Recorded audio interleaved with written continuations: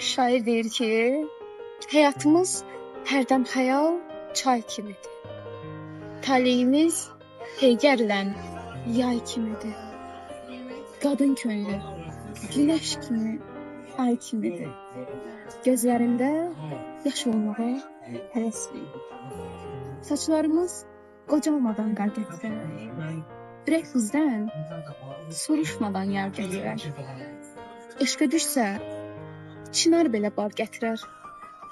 Bir köçəri quş olmağa tələsmir.